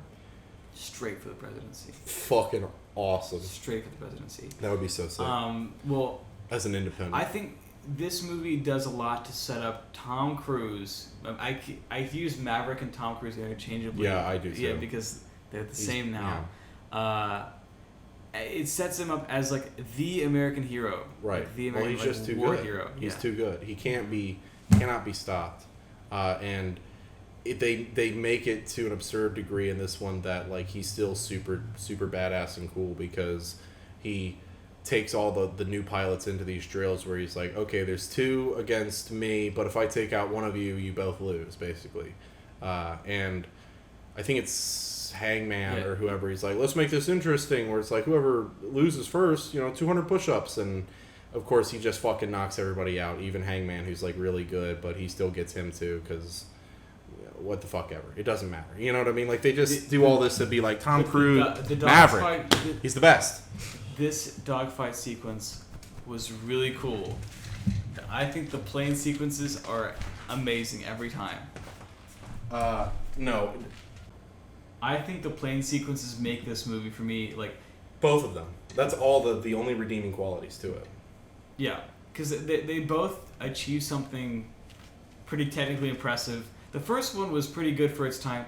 This movie is insane, and every plane sequence, and this is the first big one, is a tour de force. But it's just all style over substance. There's nothing behind any of these sequences. And the quick little one-liners, like we were talking about earlier, happen again in this movie, like they did in the first one.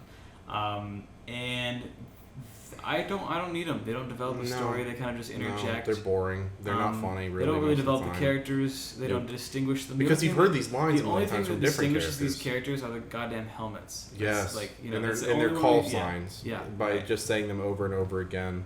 But even then, a lot of them still just don't have discernible characters. And I really even couldn't... I mean, like, I was trying really hard to just, like, earlier almost just trying to describe, like, Maverick a little bit. And trying to describe any of these new characters is going to be borderline impossible because they just don't have much of a character outside of... Well, there's so many of them, and we lose track of them quickly. And we kind of know that, like, okay, this one is, like, kind of...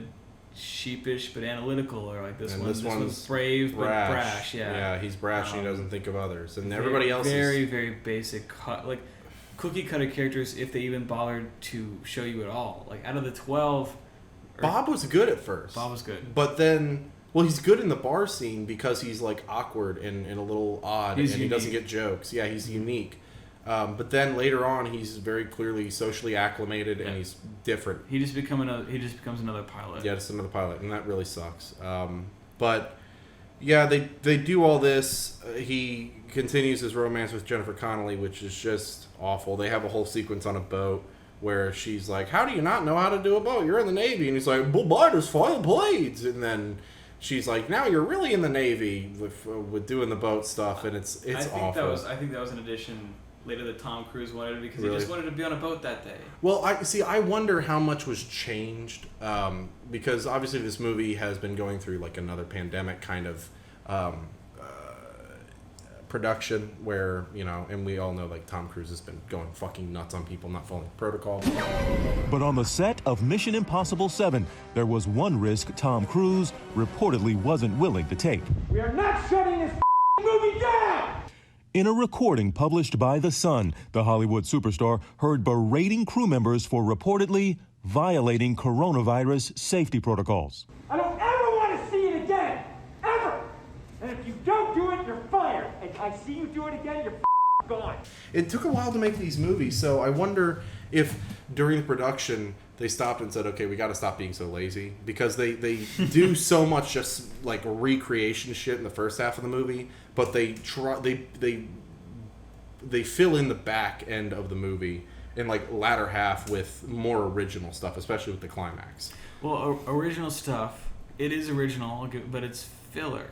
It is. Really, the boat stuff is filler, and even though it's unique, it doesn't make you feel anything. And really. When we say unique, it's unique to the first movie. It's not even unique. It's not unique as like a cinematic like. The bar is incredibly low for a Top Gun sequel, and it still barely manages to slightly get above it every now and then, but not very much. The hard deck was incredibly low for this, and yet they still couldn't rise above it. They couldn't get over that mountain. Because, I mean, and that's the thing, is at least you feel like there's some urgency to it. They got to do this mission in this amount of time, and goddamn it, they just can't do it. This one did have a ticking clock, which was good. Like, there was stakes. There was promise of combat with like an outside enemy. We don't know. Right. We don't know who. And nukes are bad. Nukes are bad. just dangerous. It's now no longer just good planes. It's nukes. Those are scary. People don't like radioactive stuff, so you got to do it. Maverick is put in a situation where he believes that he can bring back these pilots, and the Admiral, the brass, Admiral aren't Akbar, really concerned as much. Admiral Akbar. No, you're knows thinking it's of a John trap. Hamm. You're thinking of John Hamm. Well, he knows it's a trap. Admiral Akbar is Iceman.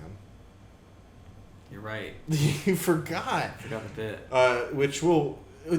Can we actually stop and talk about Iceman really quick? Because it basically kind of confirms the tenderness and gay vibes you get in the first one, because Iceman sadly has had a battle with cancer of some sort. They're very vague about it, but Val Kilmer has gone through his own stuff in real life, and he can no longer really talk. All of his interactions with Tom Cruise in the movie are either typed out or just ADR'd by somebody else, and he just kind of mouthed the words. But they have just like a really nice thing where Iceman just texts him, which I don't want to make fun of it too much, but when Iceman texts him, it is always so gay. And God, he's in the phone as Ice, which I think is kind of funny. Which is really funny. Well, he's not calling him Iceman anymore. Like everybody was saying Ice, and I wonder if it was just like, well, Disney owns the X-Men. We can't use Iceman anymore. We can't say Iceman. Which maybe not. Who knows? But point being, he texts him like at night while he's like on his couch or in bed. And he's like, I need to see you. Yeah, he's like, yeah. He like Ice gives him a booty call, and Tom is like, this isn't a good time. He's like, I'm not asking. Like fucking dominating this man.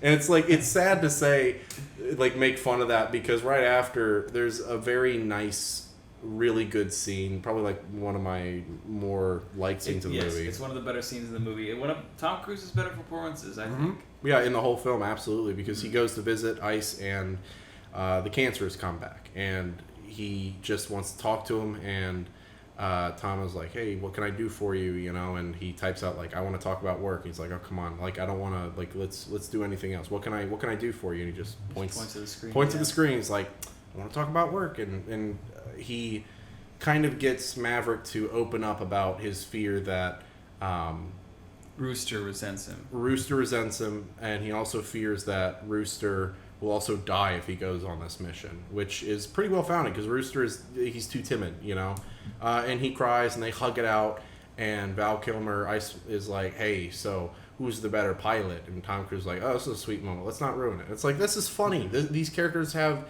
charisma and chemistry together, and they're so tender. You get this easy enough feeling to get that they did have a more intimate relationship at one point. But they're wingmen. Well, yeah, he is his wingman. Okay, so anyway, we go through all this, and finally, John Hamm, he kicks Maverick out, because he's like, all you've done is show them that this mission is impossible. Because before that, there's an intense sequence where they're like recreating the terrain. Yeah, they're all dog shit. They can't do it. They can't do it. They can't handle the G's. And one of the pilots almost straight up blacks dies. out. Yeah, he blacks out, almost crashes and dies. It's an amazing sequence. Pretty good. Yeah, it actually is pretty good. It's pretty cool. That was one of those where I was like, my mouth was just hanging open. Yeah, because there are actually stakes, because the guy wasn't super important. They're still in training, and you wonder, damn, could this guy die here? I don't really know him, but that would at least be kind of interesting to be like, damn, this was really big. No, it doesn't. And Tom Cruise has to save him. Right. So John Hamm's like, I'm going to take over this project, and so the next day while they're doing their training, oh my God, somebody's in a plane. And it's, of course, Maverick, and he runs through the course. But instead of doing it at 2 minutes and 40 seconds like the regulation, he says, turn that shit down to 2 minutes 15 seconds. And I was like, it can't be done. It can't be done. And he fucking does it all by himself. Yeah, and it's perfect.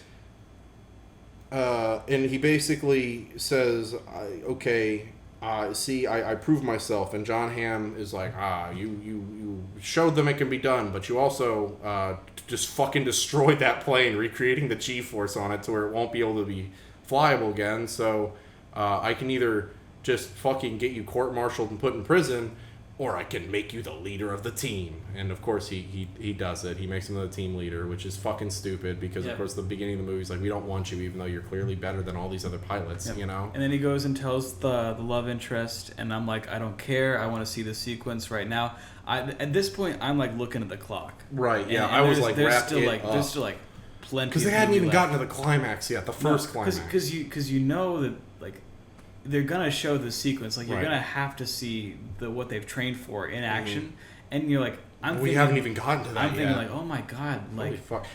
Keep talking. I'm gonna look up this runtime. Yeah, because like there's still plenty of movie left. They have to show the sequence, and they have to show them fail and like try again and get saved. I know all that stuff's gonna happen, and I'm thinking 2 hours and 11 minutes. Yeah, we're not there yet. It felt like 3 hours. Yeah, and then it did feel like 3 hours because they kept going back to the love interest, trying to like bring it back. It does and not I'm like, matter. I don't care. I don't care. Get me to this last scene. So then they go through it. They go through with it. He picks his team. You've got Phoenix and Bob. Oh, Val Kilmer dies. Oh yeah, Val Kilmer dies before this. I forgot. Ice does die. It's not. Once again, it's not super important. It's just one of those things where it's like it's forcing in emotional moments because the story itself does not provide them. You know. Yeah, we get Hans Zimmer with his swelling, violins again. Like, it's just telling me how to feel. Mm-hmm. You know. And it's like another part of the movie, I guess, of its theme of like, oh well, the old guard got to move on and the new guard got to come in, even though Tom Cruise, who is old as shit, is somehow better than all these other young people, even though it's like, what? Go. Yeah, which Val Kilmer was literally, like, the last message he texts to him is like, you know, you gotta learn to let go. And he's like, I can't, even though the end of the movie proves, no, he shouldn't let it go. He should keep being a pilot because he's really fucking good at it. So, it's... We're gonna get 8 more movies. 8 more fucking movies. Each of these cadets will have their own cinematic universe. Well, there's a dissonance between the themes of the movie that it's trying to convey and the narrative of the movie. You know, it makes no fucking sense. And that's kind of what makes it feel hollow, because it doesn't feel like it's standing for anything, because the themes and the narrative just conflict with each other so incredibly hard. Like, it's hard for me to buy into, oh, I care about family and I love these people and I want to take care of them, but then glorify the American military and, like, you know, all the good shit. And, like, I get it, you know, nukes bad, but at the same time, a lot of, like, smaller developing nations get pushed around because they don't have nukes. They can't fight back. And I'm not saying they would use them, obviously. I'm saying more, you're not going to, you know, exploit a nation if they have a nuke that they can just be like, okay, we're just going to fire this at you then, you know? So it's all, like, super muddled and just false as shit. And once again, the climax can't even be true, because the fucking climax is, like we keep saying, just the Death Star, where literally the Death Star. It's just the Death Star. Because not only do they have this long series of this ravine to fly through, and you got to watch out for these turrets on all sides, just like the fucking Death Star.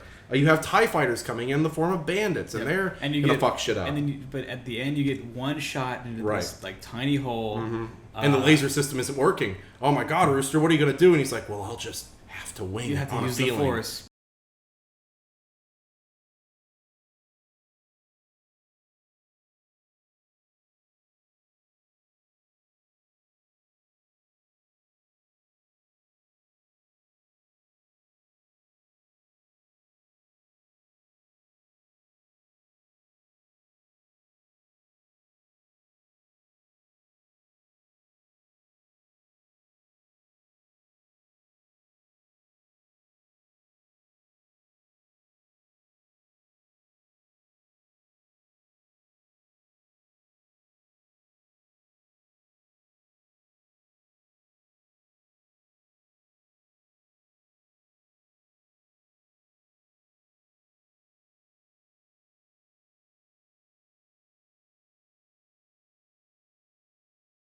Rooster uses the fucking Force, drops. It was my Goose. God, holy shit!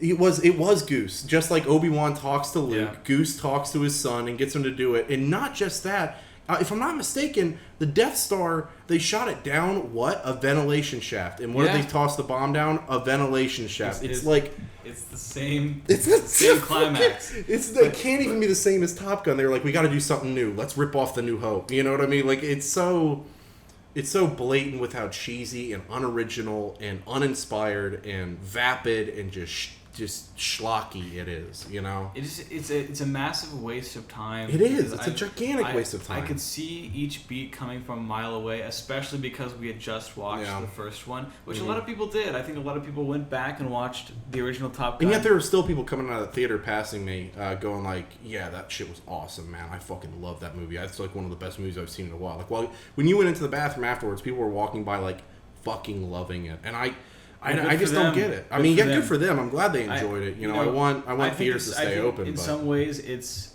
an incredibly cool movie because of the technical aspects and like its scale is impressive. Well, like we said, all blockbusters now have the expectation of phenomenal, masterful technical aspects with just mediocre nothing. Story. No story, no heart, no magic. No like used to have. New creative ideas. Yeah. Like it's just rehashing. And instead of having with some fancier equipment. No, you're right. It is rehashing. It's just remastering. And instead of having that magic, having that heart, that new idea and originality, they substitute that with cheese and nostalgia. You know what I mean?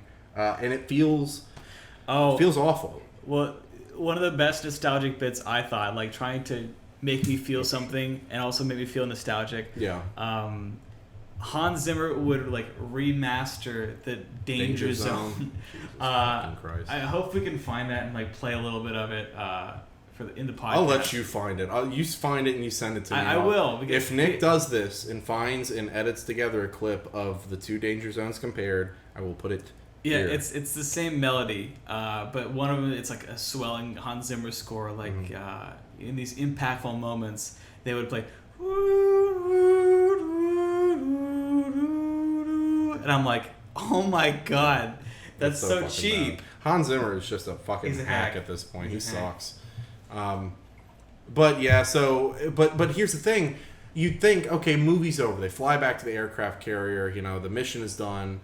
But the bandits are on them. You know, those damn bandits. You know, not the MiGs this time. They're bandits, and they're flying after them. Just unnamed enemies, all in black. Yeah. No. All black. Yeah. All black. The helmet's everything. You can't see a bit of skin to make sure that you cannot tell who these people are. Like attempted a flag even. You know, well, it's there's nothing.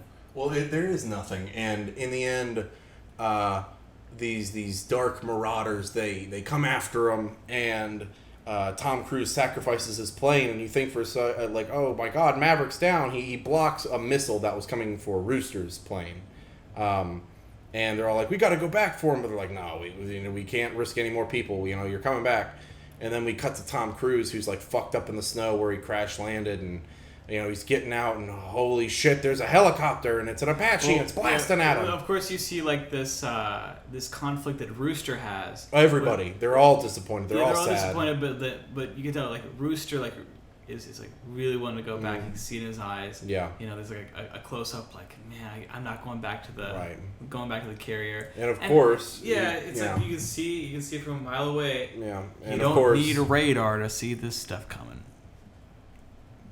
Gonna let you marinate in that one for a little bit. Marinate, more like accept applause and laughter. Okay. I'm gonna insert instead another sped up. No, just another sped up video of Goose just eating fucking shit. To the Benny Hill theme song. Yes. Yeah. And essentially, here at the end, you know, the helicopter's about to blast Tom Cruise when bam, it gets, you know, knocked out of the sky, and oh, huzzah, you know, Rooster's back. But of course, Rooster just inevitably gets fucking nailed by another bandit, who he then goes down. They're both down in the snow. They have a very stupid comedic it's so stupid. bit. Well, he sees Rooster like landing in this forest in like a parachute, and then Tom Cruise like runs as fast as he can. We get the Tom Cruise run. Thank God. He's so short. He's so short in these shots compared to Miles Teller. And like Tom Cruise immediately finds him. Yeah, somehow. And then they have this little banter, like, yeah. Like, what did you do? I was sacrificing myself for you. It's like, well, I came back for you, and it's like, I saved your life. I saved your life. That's what the Navy is. That's what the Navy is. Boys being boys. Anyway, point being, they do this stupid fucking banter, and they're like, well, how are we gonna get out of here? And they do this is like the most like Avengers kind of like level shit, you know, where it gets like comic booky. It gets stupid because they just go back to the base that was like the airstrip base around the base they just bombed, and they steal like an old ass plane. And wouldn't you know it? They actually have an old disused replica of the exact same plane they flew in the first Top Gun. You know, who'da thunk? And they get it working, and even though the airstrip is bombed out, they still somehow get up in the air and they fly back. And oh shit, the bandits are coming! They're coming back. These 5th generation planes fighting against this old ass piece of shit. And they have their big battle, which is actually pretty cool. There's a lot of really cool shots in there. If there's anything you want to bring up about it, other than it just looks cool. Yeah, I get a very well choreographed fight sequence. Yeah. Well, before that, with planes. With fucking planes. I mean, before you get that, they like pretend like they are one of them because they all have the same planes. And there's like this kind of funny exchange between like one of the unseen, unnamed enemies and Tom Cruise and Miles Teller, like giving each other hand signals, and like Tom Cruise like, I haven't seen that one. I don't know what's going on, but just smile and wave. Yeah, that was funny because like the two well, they said wave and smile because smile and wave is the Madagascar. Yeah, you can't do that. So they wave and it doesn't work. Yeah, because they make a bunch of signals they don't recognize, and then he's like, "Oh shit, they're getting into a pattern to like fuck us up." Fighting. There's a dope ass move that one of them does though, where like he's about to nail one of them with like a missile. And it's pretty fucking cool, I will say. That was like one of the parts where it woke me up a little bit. I was like, that was pretty badass. I mean, these flying sequences, they go so fast. Yeah. Like, the flying sequences, I'm kind of speechless about. Like, I don't know how they did some of this stuff. Because, like, just to capture these planes flying, like, and really getting, like, the speed. Yeah. You have to like attach the camera to the plane, right. Or you have to fly a plane like over top the plane that's already flying, like and match that speed. Or make these ridiculously strong and stable rigs on these, just ridiculously fast. We're saying ridiculous a lot, and that's ridiculous. It's ridiculous. And once again, it's just the technical aspects are just unmatched. But and the cinematographer looks fucking insane too. I'll put a picture of him up here real quick. The warlock. The real warlock of the film. But yeah, the plane does like a badass spin move or some crazy shit to dodge, and I was like, that was pretty wild. Point being though, they take that one down, and then well shit, it took both their missiles and all their bullets to take that one down, and god damn it, this bandit, he's coming right at us, and he just launched a missile. We just launched the last bit of our flares, and took that missile out. Oh god, and they can't get rid of this guy, and he's got another missile on him. And just when they're like, well, fuck, I'm so sorry, Rooster. Maverick is like, oh, we're gonna die, and they're trying to fly out of there. The bandit shoots its missile off, but right as it does, it explodes in a great ball of fire as Hangman shows up. Great balls of fire. That's what I was. That's the joke. That's the joke. Tom Cruise is sleeping with many beautiful ladies on a pile of money. How do you sleep at night? Oh, Jesus. Fucking, but once again, just the most predictable shit. Hangman, who is the only real character left off the mission, he swoops in at the last minute from the reserves and saves them.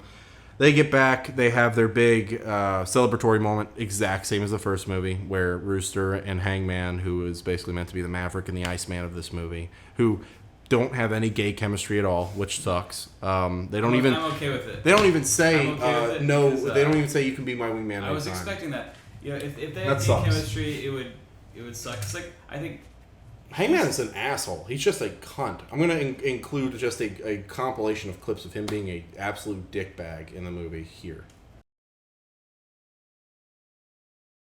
Okay. Well, I hope we have access to like the movie. Oh, I'm just gonna. I'm gonna the whole thing. No, I'm just going to talk to some friends who exist in the waters around Somalia. And have a habit of taking other people's boats. I'm going to hang out with them for a little while, if you understand what I'm saying. Don't say it out loud. What's that Jack Sparrow movie? Shut up. Shut up. You're done. You're making it too obvious. Anyway. We can cut that. Yeah, they do all of it. I'm not cutting shit. They do that whole bit, and finally we end the movie with everybody's happy. We kind of return to the first bit where Maverick starts working on a plane, but oh shit, Rooster's there helping him now. So their relationship is mended, and he then sees Jennifer Connelly there, and it wraps up with them having they ride a bike. I think. Or something. I don't fucking know. And then they ride a bike to a plane. And then they fly off in the plane. And then I think that's when the credits roll. And you said, I'm going to stay in the theater and respect everybody a part of this filmmaking process. Alex, and I said, there are people that work hard on this. You did. And I said, fuck that. I'm out of here. And I left to go use the bathroom. And to your credit, you did stay through some of the credits. I stayed about 30 seconds longer than you did before. And then you said, you know what? I spent too much time on Top Gun. You gave all your time to Tom Cruise. And just like these people have given all their time to listening to this dumbass podcast. We've given an hour and 45 minutes of our time. Well, that's awesome. And that's all the time that we're going to give them, because we're done with these fucking movies. The military needs to stop lending their aircrafts and planes and all their shit to movies that make them look good, and let a real artist like me take their tanks and just talk about how bad the military is, because it would be funny. Look that up. The military does that. And also stop putting recruiting booths outside of showings for Top Gun. That's incredibly seedy and feels like it should be illegal. Like advertising cigarettes to children. Is that a thing? Dude, they did it for the original Top Gun, and they're doing it for this one. I've not heard that before. Oh yeah, absolutely. Because we were talking about this earlier today. Because it's propaganda. It's all propaganda. The only thing that they are missing from Top Gun at the end of the credits. Well, I didn't stay for the end of the credits, right? But is a website for the Navy, or like Yeah, enlist no today. fucking kidding. I guarantee you, if we'd stayed in the credits, like one of the last banner things is probably going to be like in association with blah blah blah, this and that and the other. And Tom Cruise. Okay, last thing I'm going to say about the movie. We're going to jump to the very beginning of the movie. Before it started, this weird ass message directly from Tom Cruise, who's like, "Hey guys, it's me, Tom Cruise, and I just want to thank you guys for being here, and we made this movie for you guys to enjoy. I hope you like it. I love you. I'm Tom Cruise." And it's just like, what the hell? He's setting up himself to be first an American superhero through Maverick, and then the president of the United States. You heard it here first, folks. Oh God! And political analyst Nick Reese. And when he runs, please pay us on Patreon. Pay us if you have brain worms. Fucking, who would listen to this? Anyway, this is the end of the second episodes of Manifestos. I'm going to hop out of this steam room that we're in. Have a good night, everybody. And cut.